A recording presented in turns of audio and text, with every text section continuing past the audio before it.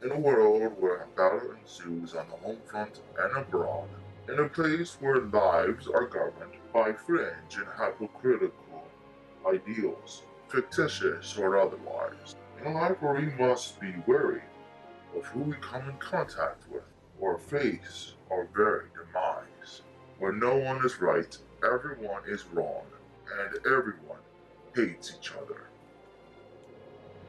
There is, however, one thing that kept us together and mocked these voices in our lives and gained a little more control in the insanity of censorship. Comedy. Being a story hunter, you are to hunt down stories, whether by imagination, something from reality, or something from your own personal life. The best form of material to help you get started could be right under your nose, could be happening around you at any moment.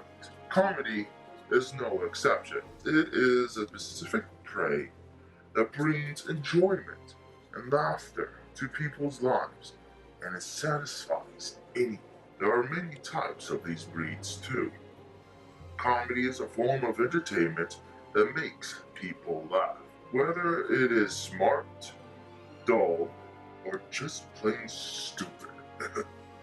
The human world is heavy with extremely sensitive people, and there are those who are on the hunt to find something incriminating to tear down their livelihood and fellow story hunter's career. Being a comedian is no easy matter, and when you choose to become a specialist in hunting down comedy stories, whether your own or somebody else's, you must be on guard, for there are poachers out there, or there are just those who would stand in your way of your own success. This is a story of a particular individual who had lived that life and had stood his ground, and you can do the same too. In such a time as this, comedy is needed, for it can help people adjust and not take things as serious. Just find the humor in the silliness of mankind.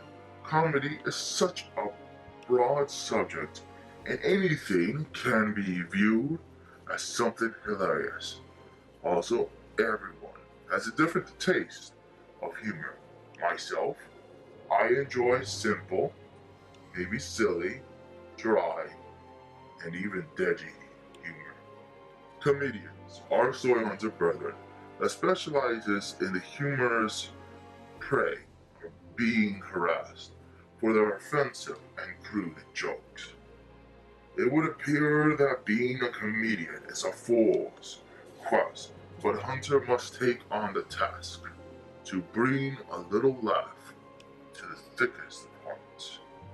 Well, today we talk about a comedian that earned his place in the den of hunters and may have founded this special class of story hunter.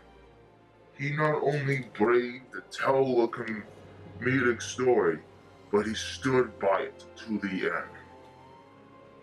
This is a one-man story who faced hate, controversy, and constant harassment on a daily basis. Jean-Baptiste, or what he likes to be known as, Moliere.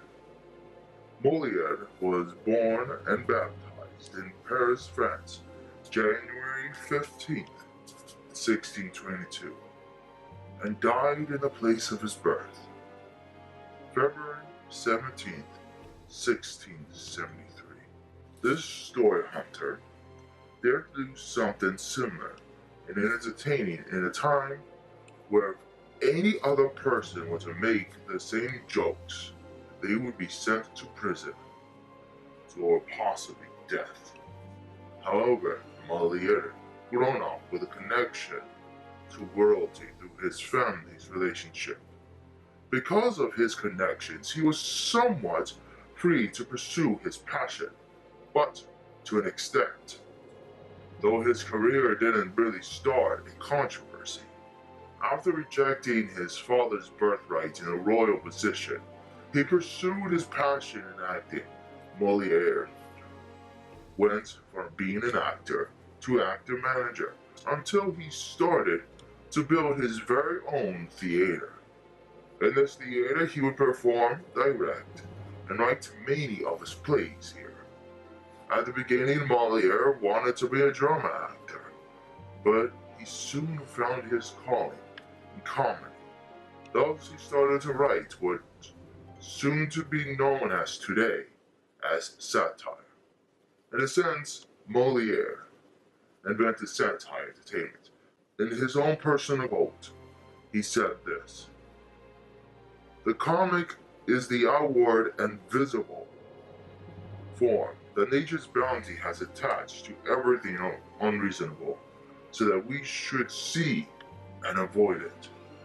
To know the comic, we must know the rational, of which denotes the absence, and we must see wherein the rational consists, and congruity is the heart of the comic.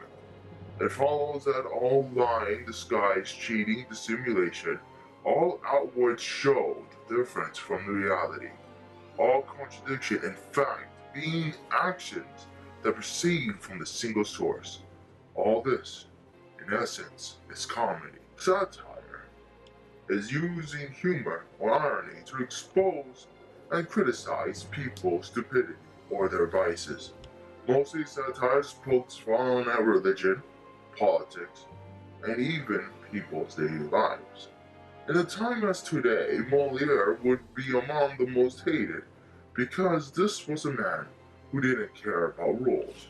He would write a play about society and the rules, mock it, and expose the world of its hypocrisy. During such times of his plays, he would allow his cast to stay at home so that he could face the mob. Moliere had a run-on with the police, royalty, the masses, and even the Roman Catholic Church. No matter the circumstances, people still came.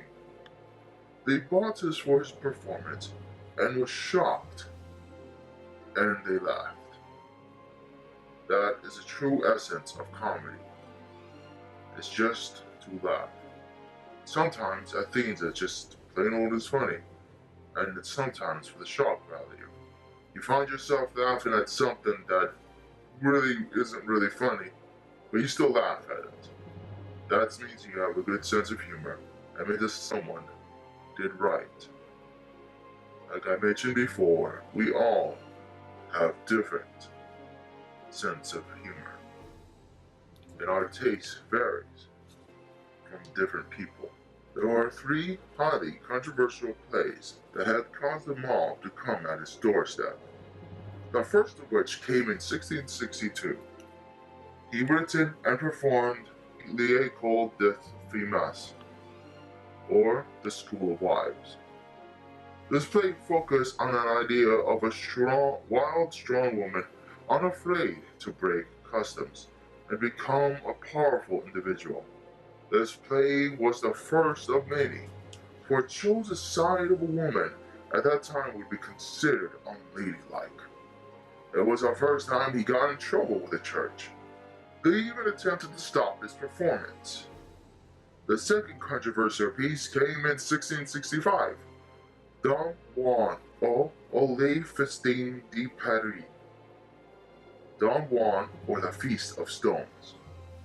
This was a satire that exposes the total hypocrisy of the Catholic faith. In the play,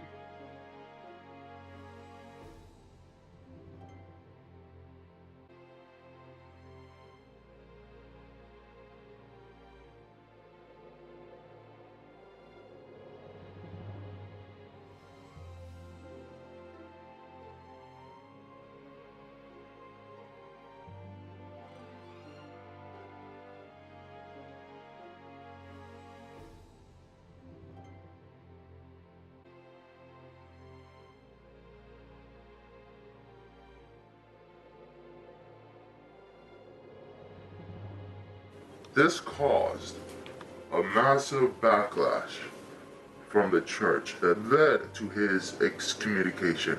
Rather than apologizing, he stood his ground. You see, as a story hunter, your creation is yours, and you should never apologize to it. You will do your part in defending what is yours. Though there is difference between defending yourself against critics and defending yourself against those that wish to do you harm.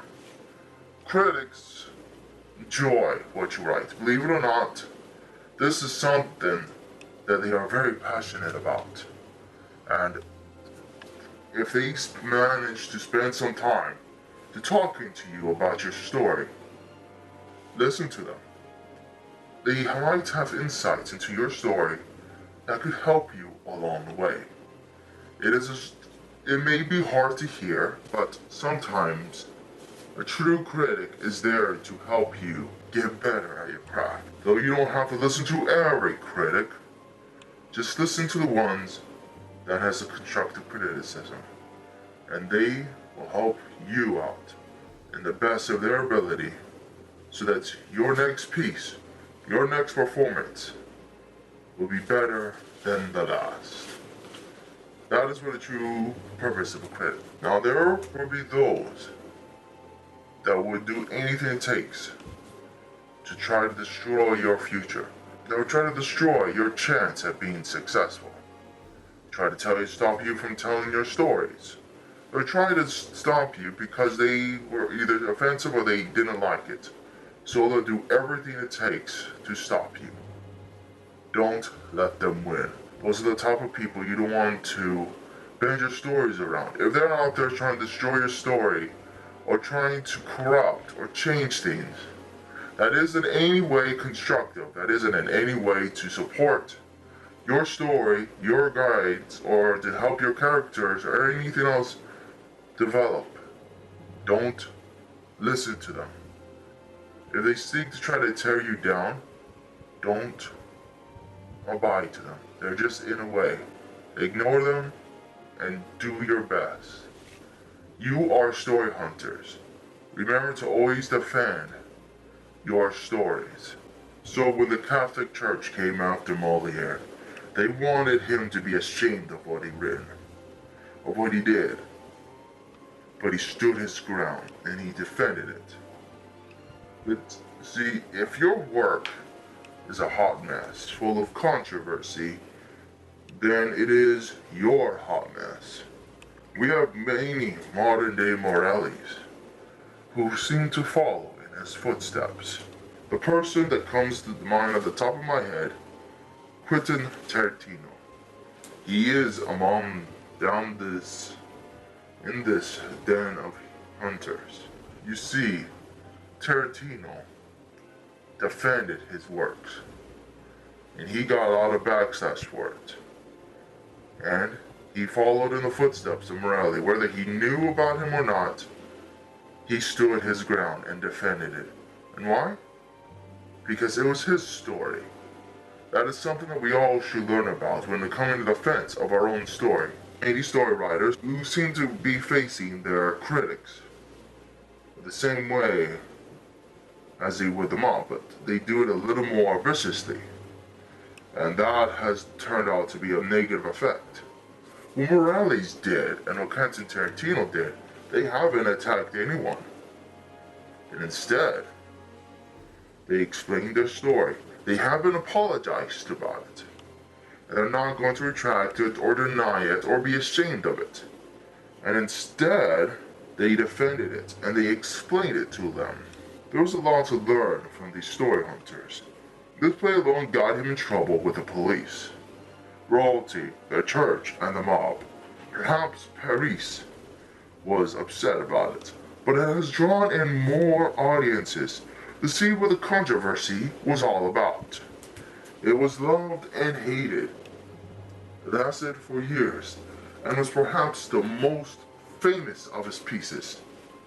Tartuffe follows the story of Jordan, who was everybody's favorite guy, But in reality, he was a scoundrel.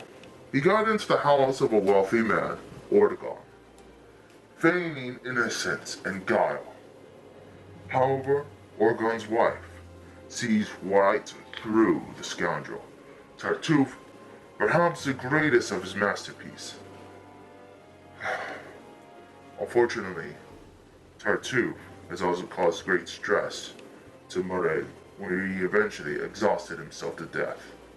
Moliere served the purpose in history that everyone should look back on and remember.